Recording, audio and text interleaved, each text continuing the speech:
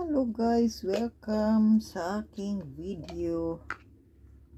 Yan siya guys, kasi nakikita ko sa tinatry ko, nakikita ko sa Facebook. Ayan, kahit wala na pala akong Facebook guys, yung 100 plus na friend ko, ito si Mita, galit sa akin. Hinano niya, tinanggal niya yung Facebook ko. So, ito pala, nakita ko, nag-trending kasi nakikita ko. Hindi to copy guys ha. Siyempre, ang ano kasi, olive oil.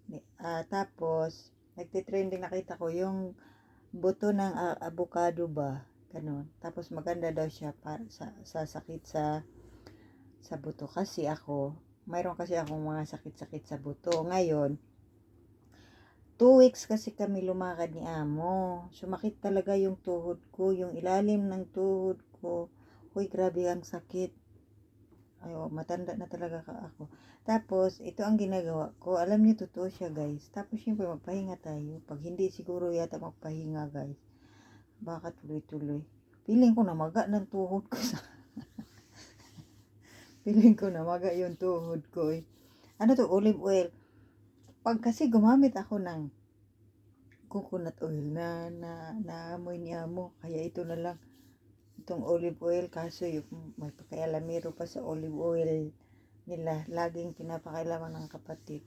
So ayan, yan ang ginagawa ko. So ito pala, baka hindi niyo makikita kasi buto ng doon tayo sa natural guys, buto ng avocado. Tapos ito hindi siya coconut oil, olive oil. So ayan, tuhod po mga, yung feeling ko lang namaga yung tuhod ko pero hindi naman.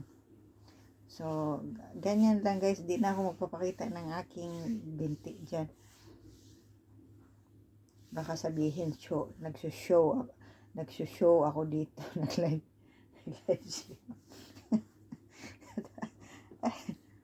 So ayan lang, ginaganon ko lang siya lalo na pag gabi. Tapos ngayon araw, uupo ako ng 5 minutes.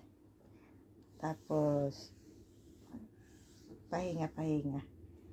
Nakapagpahinga kasi ako ngayon. Sana baka next week uli lalakad na naman kami ni Amo ko. Kasi napakahirap. Talaga, wala akong pahinga ng 2 weeks talaga. Lakad kami ng lakad. Ginoo ko. Grabe. Yung gutom talaga. Ang hirap maging OFW. Hindi ka pwede tumanggi kahit masakit na yung tuhod. So, ayan lang. Parang tingnan, walang nangyayari sa akin. Yung mga tuhod ko, ang liit na ng binti ko, guys. So, ayan. Tuhod pa more. Feeling ko namaga siya, pero hindi naman pala. Kala ko namaga na yung tuhod ko. Tigulang naman ako So, ayan lang siya, guys. Tapos, ganyan-ganyanin. Thank you for watching.